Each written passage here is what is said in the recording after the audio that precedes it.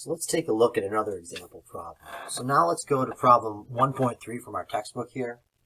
So as shown in the figure below, we have some mass M, and it's suspended from a rigid ceiling, which we can see right here, by a massless linear spring of stiffness K. So there's our spring right there.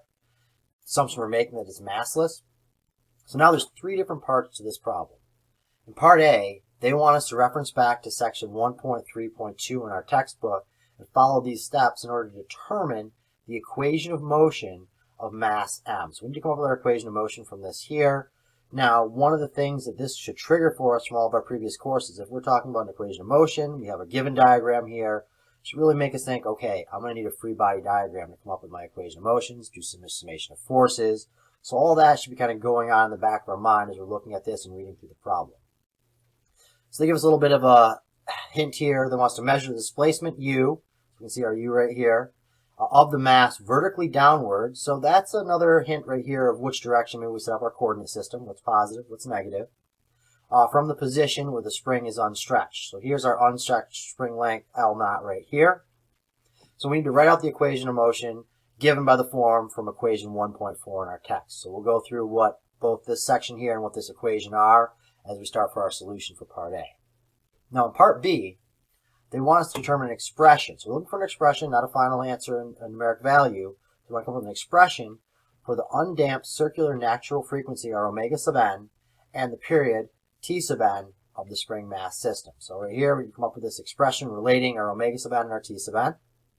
And lastly, we have part C. Now, if we assign some values, some numerical values to our spring constant K and our mass M, where we have K is equal to 1.2 newtons per meter, and mass is equal to 0.8 kilograms, they want us to find the resulting natural frequency here of the system in hertz. So natural frequency in hertz would be F sub n, and we've shown before that we know how to go from our omega sub n to our F sub n to go into hertz.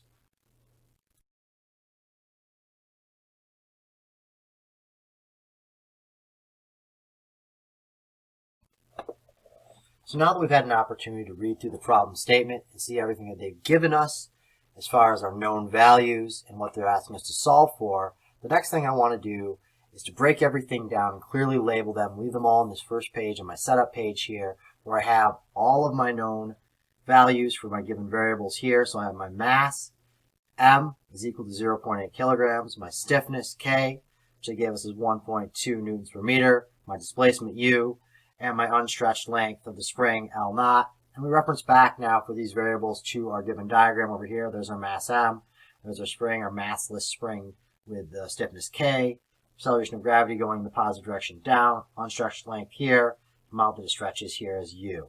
So I have all that clearly labeled right in front of me. I don't have to go back and read through the problem and try to determine it as I'm solving it. I can just reference back to this first page and clearly see everything. So what do they want us to find? Well, there's three different parts to this problem here, A, B, and C. Again, we're going to break these all down and solve for them separately. So in part A, we want to come up with the equation of motion of this mass M here. So again, this is going to involve a free body diagram, summation of forces. They give us a couple of hints, measuring the displacement of U of the mass vertically. So right here is our U value there. And write out the equation of motion given by equation 1.4 in our text. So this is equation 1.4 in our text. U double dot for acceleration plus K U is equal to our external load P of T. So that's part A. Part B, we need to determine expressions for the undamped circular natural frequency omega sub n and the period T sub n of the spring mass system. So we want a relationship between omega sub n and T sub n, and that will be our expression. In part C, we want to find the resulting natural frequency in hertz of the entire system. So again, pay attention. They want it in hertz, so we'll need to do our conversion to get it into hertz.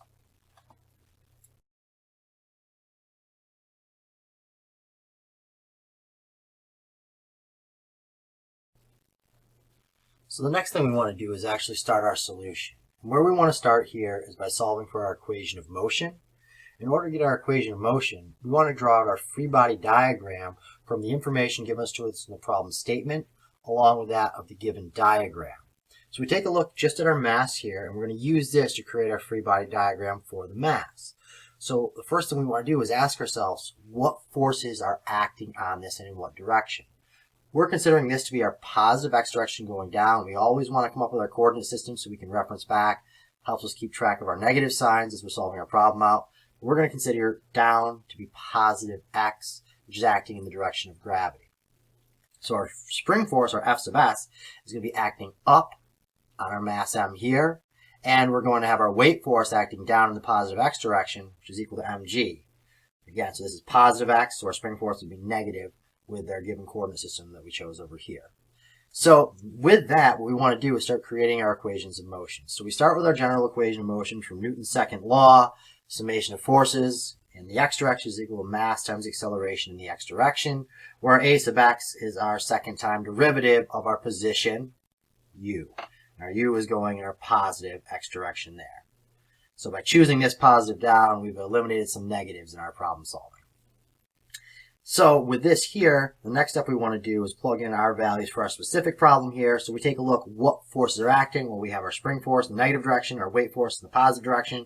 So the summation of all our forces acting in this x direction is a positive weight force and a negative spring force, again, based off of our coordinate system. So I've labeled this all out here. And again, our weight is equal to mg. So from here, we can start plugging into this equation of motion.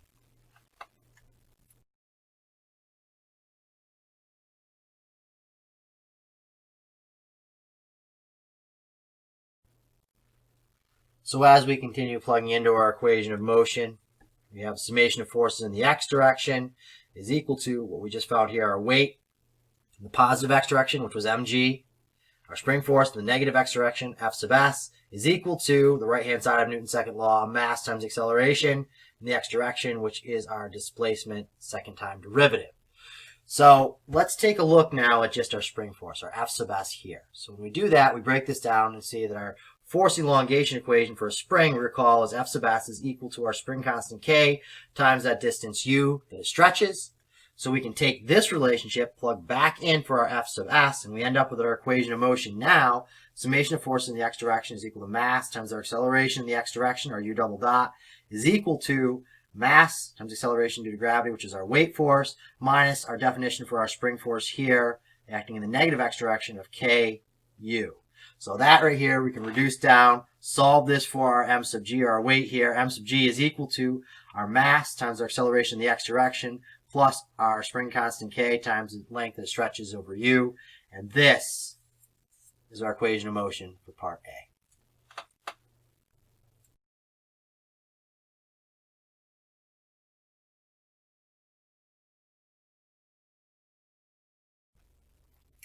So now that we've completed the first part, part A of the solution for this problem, we want to move on and separately now solve for part B. So we recall from page 1, we can go back and reference what were they asking for. Well, they were asking us to determine an expression in terms of omega n and omega t. So we found a relationship between these guys to come up with our expression. So our governing equations, we're going to start with are these here. Equation 1.8 on page 9 of our text, and equation 1.11 on page 10 of our text here. So this gives us an expression for omega sub n in terms of our spring constant and our mass. So omega sub n is equal to the square root of k over m. We've seen this before. And our period here, t sub n here, is equal to 2 pi over our omega n here. So what I can do is I can take this expression now, plug it in for my omega n, have one expression here for t sub n there. And when I do that and reduce things down and simplify, we end up with my t sub n is equal to 2 pi times the square root of m over k. And this is all they've asked us for, just an expression relating these two variables, omega sub n and t sub n right here. And that's what we have now. So this is our answer for part B. So last thing we have to do in our solution is part C. Part C here, they want us to find our frequency when we plug in our known values. So they gave us numerical values for our spring constant. Our K is equal to 1.2 newtons per meter. Our mass, they tell us, is 0.8 in kilograms. So again, keep track of our units here. And we want to find F sub n. Well, we can find omega sub n and divide it by 2 pi and get our F sub n there. So I'm going to put this all into 1 here. We know from above, from equation 1.8 here, that omega sub n is equal to the square root of k over m. So I can use this here and plug this in for my F sub n here. So I can just take this, divide by 2 pi, rearrange this, and what I end up with is I have 1 over 2 pi times that square root of k over m there. Plug in my known values. I have my K value. I have my M value. Plug those in. Keep track of my units. 1 over 2 pi times the square root of 1.2 newtons per meter divided by 0.8 kilograms. Plug and chug, and now it spits it out rate in hertz. So my F sub n is equal to 0.195 hertz. And that's our answer for the final third part, part C of our problem.